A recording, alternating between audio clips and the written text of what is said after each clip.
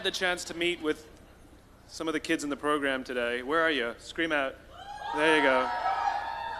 I love those kids. And so what I thought I would do, because they gave me a little bit of time to say whatever I want, is offer you a little bit of some observations for your future. I have 5 little rules that you can follow as you find your spark and bring your spark to life.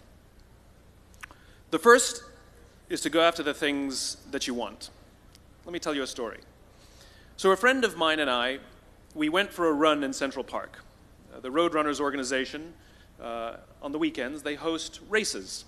And it's very common at the end of the race, they'll have a sponsor who will give away something, apples or bagels or something. And on this particular day, when we got to the end of the run, there were some free bagels. And they had picnic tables set up, and on one side was a group of volunteers.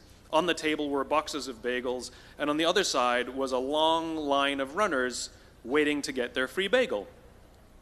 So I said to my friend, let's get a bagel. And he looked at me and said, the line's too long.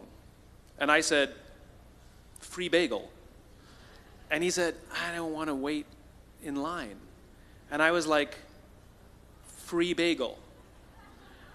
And he says, nah, it's too long. And that's when I realized that there's 2 ways to see the world.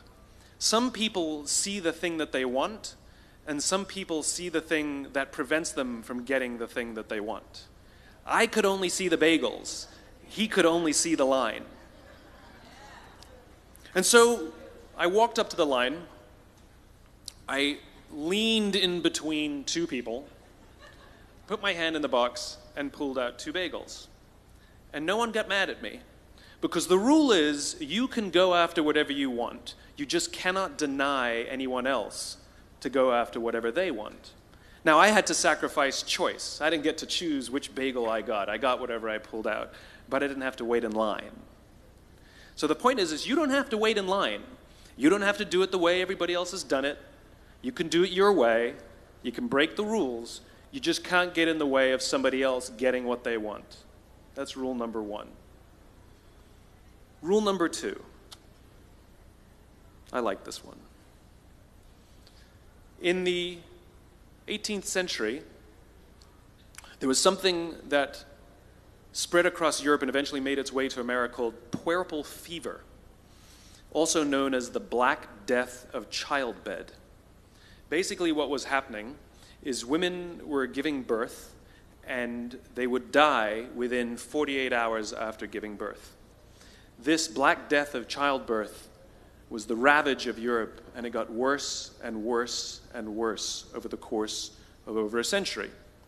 In some hospitals, it was as high as 70% of women who gave birth who would die as a result of giving birth. But this was the Renaissance. This was the time of empirical data and science, and we had thrown away things like tradition and mysticism. These were men of science. These were doctors. And these doctors and men of science wanted to study and try and find the reason for this Black Death of childbed, and so they got to work studying, and they would study the corpses of the women who had died. And in the morning they would conduct autopsies, and then in the afternoon they would go and deliver babies and finish their rounds. And it wasn't until somewhere in the mid-1800s that Dr. Oliver Wendell Holmes, father of Supreme Court Justice Oliver Wendell Holmes, realized that all of these doctors who were conducting autopsies in the morning weren't washing their hands before they delivered babies in the afternoon. And he pointed it out and said, guys, you're the problem. And they ignored him and called him crazy for 30 years. Until finally somebody realized that if they simply washed their hands, it would go away. And that's exactly what happened. When they started sterilizing their instruments and washing their hands, the Black Death of childbed disappeared. My point is, the lesson here is, sometimes you're the problem. We've seen this happen all too recently with our new men of science and empirical studiers and these men of finance. who are smarter than the rest of us until the thing collapsed. And they blamed everything else except themselves. And my point is take accountability for your actions. You can take all the credit in the world for the things that you do right, as long as you also take responsibility for the things you do wrong. It must be a balanced equation. You don't get it one way and not the other. You get to take credit when you also take accountability. That's lesson 2. Lesson 3, take care of each other. The United States Navy SEALs are perhaps the most elite warriors in the world.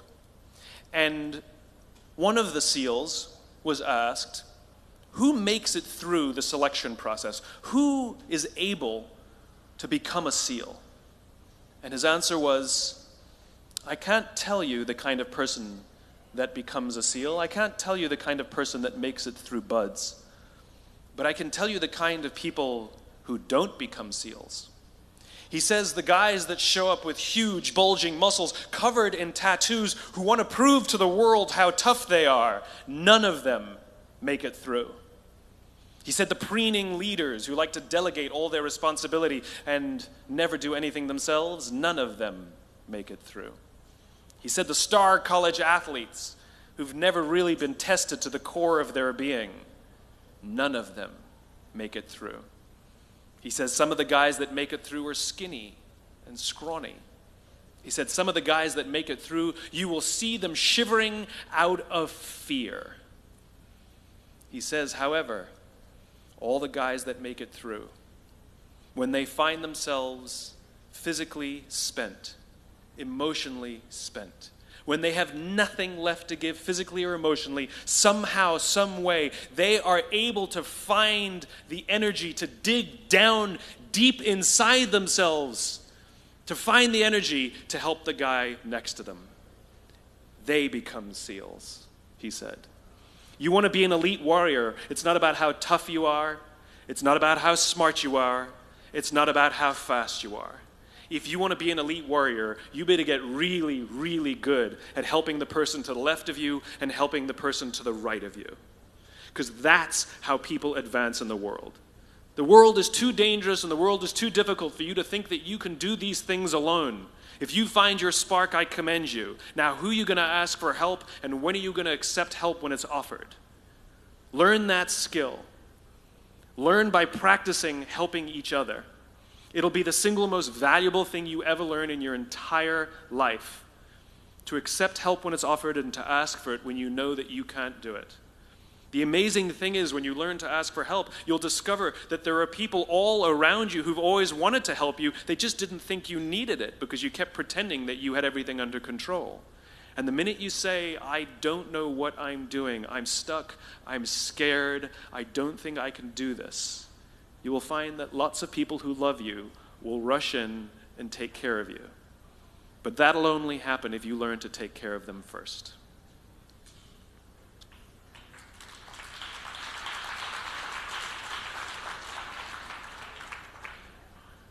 Lesson 4. Nelson Mandela is a particularly special case study in the leadership world because he is universally regarded as a great leader. You can take other personalities, and depending on the nation you go to, we have different opinions about other personalities. But Nelson Mandela, across the world, is universally regarded as a great leader. He was actually the son of a tribal chief.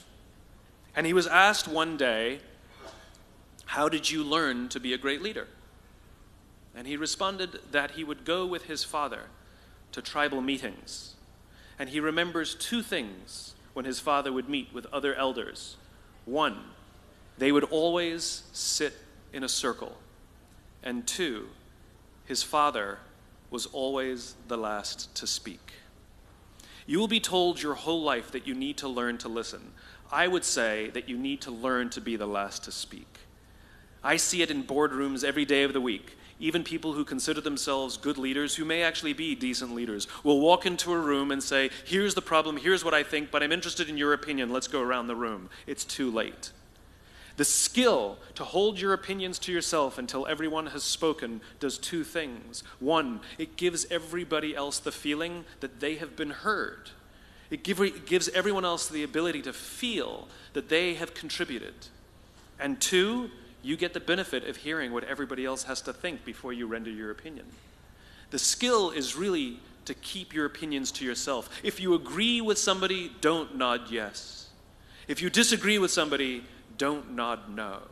Simply sit there, take it all in, and the only thing you're allowed to do is ask questions so that you can understand what they mean and why they have the opinion that they have. You must understand from where they are speaking, why they have the opinion they have, not just what they are saying. And at the end, you will get your turn. It sounds easy. It's not. Practice being the last to speak. That's what Nelson Mandela did.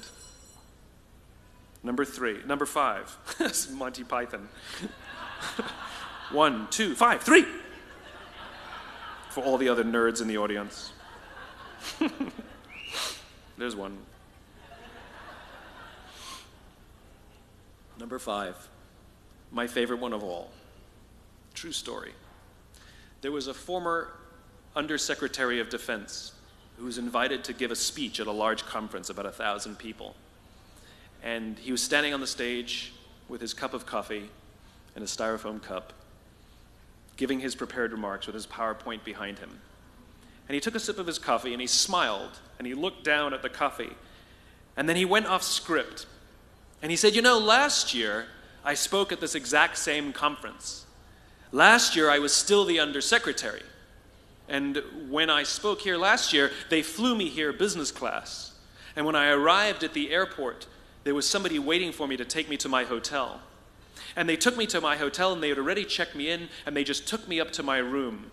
And the next morning I came downstairs and there was someone waiting in the lobby to greet me and they drove me to this here same venue. They took me through the back entrance and took me into the green room and handed me a cup of coffee in a beautiful ceramic cup.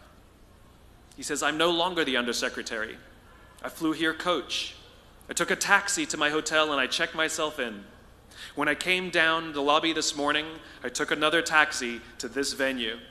I came in the front door and found my way backstage, and when I asked someone, do you have any coffee? He pointed to the coffee machine in the corner, and I poured myself a cup of coffee into this here styrofoam cup.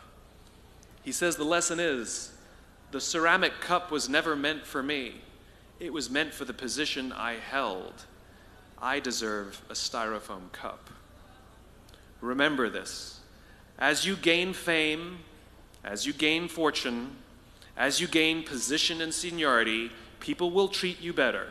They will hold doors open for you. They will get you a cup of tea and coffee without you even asking. They will call you sir and ma'am, and they will give you stuff. None of that stuff is meant for you. That stuff is meant for the position you hold. It is meant for the level that you have achieved of leader or success or whatever you want to call it. But you will always deserve a styrofoam cup. Remember that. Remember that lesson of humility and gratitude. You can accept all the free stuff. You can accept all the perks. Absolutely, you can enjoy them. But just be grateful for them and know that they're not for you.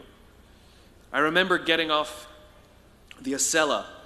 I took the Acela from New York to Washington, D.C., and I got off the train like everybody else, and I was walking down the platform like everyone else, and I walked past General Norty Schwartz, who used to be the Chief of Staff of the United States Air Force, the head of the Air Force.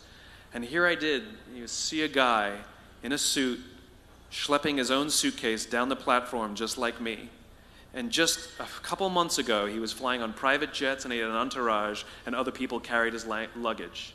But he no longer held the position, and so now he got to drag his own suitcase.